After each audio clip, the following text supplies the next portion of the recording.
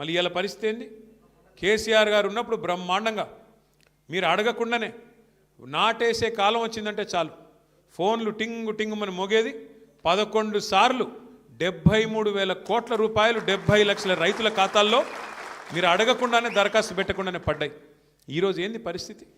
రేవంత్ రెడ్డి ప్రభుత్వం వచ్చినాక, కాంగ్రెస్ ప్రభుత్వం వచ్చినాక ఒకటే ఒక్కసారి రైతు భరోసా ఇచ్చింది. ఒకే ఒక్కసారి.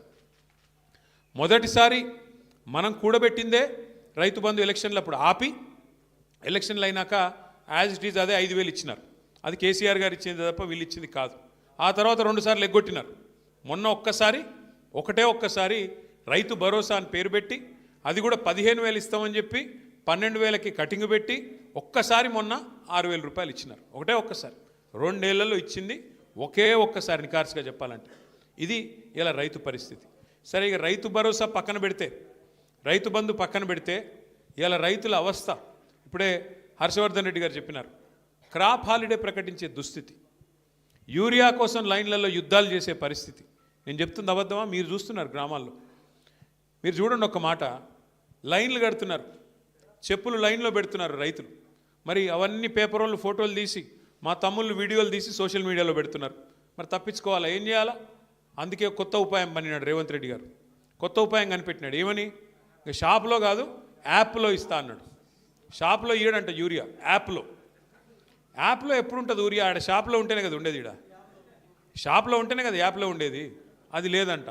కానీ ఇప్పుడు ఇంకొక కొత్త ఆలోచన, యూరియా కార్డు అంటే ఇప్పుడు ఈ గ్యారంటీ కార్డులు అయిపోయినాయి. గ్యారంటీ కార్డులు మొత్తం అయిపోయినాయి అంటే, ఇంకా అన్నీ అమలు అయిపోయినాయి, అన్నీ జరిగిపోయినాయి. ఇప్పుడు యూరియా కార్డు ఇస్తారంట. నేను ఒకటే అడుగుతున్నా, ఆలోచించమని కోరుతున్నా మా కొల్లాపూర్ రైతన్నలందరినీ, రైతు బిడ్డలందరినీ. కేసీఆర్ గారు 10 ఏళ్ళు ప్రభుత్వాన్ని నడిపినప్పుడు ఒక ఆటోవాడికి డబ్బులు ఇస్తే బాయికాడికి వచ్చి బంగారం వలే 6 కావాలంటే 6, 10 కావాలంటే 10 బస్తాలు వేసిపోయిన మాట యాదుకుందా? వాస్తవమేనని చెప్పేది. మరి కేసీఆర్ ఉన్నప్పుడు యూరియా కోసం కుస్తీలు లేవు, విత్తనాల కోసం పోటీలు లేవు, కరెంటు కష్టాలు లేవు, క్రాప్ హాలిడే లేవు, రైతు బంధు కోసం ప్రభుత్వం వైపు తిరిగి చూసే అవసరం లేదు. ఇవి ఏవీ లేకుండా కడుపులో చల్లగదలకుండా రైతన్నను మరి కంటికి రెప్పలా కాపాడుకున్నాడా లేదా కేసీఆర్ గారు?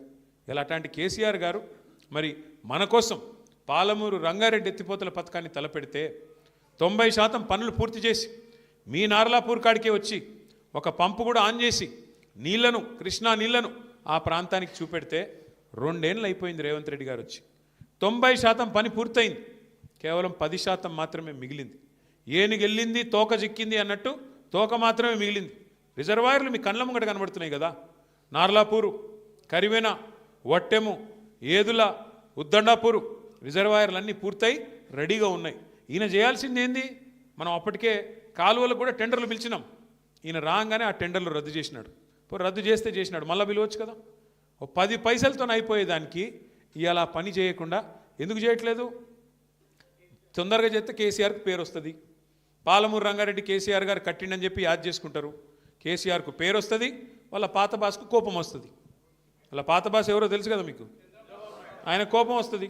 నువ్వు మా నీళ్ళు ఎట్లా తీసుకుపోతావురా, నువ్వు మా చెంచగాడు లెక్క ఉండాలి కానీ పెద్దోళ్ళలాగా యాక్టింగ్ చేస్తున్నావు ఏంది? ఆయన కోపం వస్తే ఊరుకుంటాడా? అందుకే ఆ భయంతో ఇవాళ మొత్తానికైతే కాలమూరును ఎండబెట్టే ప్రయత్నం, పండబెట్టే ప్రయత్నం చేస్తున్నాడు. ముఖ్యమంత్రి గారు మాట్లాడుతూ ఎప్పుడు అంటూ ఉంటాడు, పండబెట్టి తొక్కుతా అంటాడు. రేవంత్ రెడ్డి డైలాగ్ అది. నిజమే, ఇలా పాలమూరును పండబెట్టిండు, రైతులను తొక్కుతున్నాడు. ఎక్కడలోనే అక్కడ. మీరు జూరాల అక్కడ పోయి చూడండి, అక్కడ మొత్తం క్రాప్ హాలిడే. నిన్న మొన్న పోయినారు మా నాయకులందరూ కలిసి, జూరాలకు పోయినారు. పోయి చూస్తే నీళ్లు లేవు, నీళ్లు లేక క్రాప్ హాలిడే అక్కడ కూడా డిక్లేర్ చేసినారు. కానీ ఇలా రేవంత్ రెడ్డి వితండవాదం చేస్తున్నాడు. ఆయన ప్రభుత్వం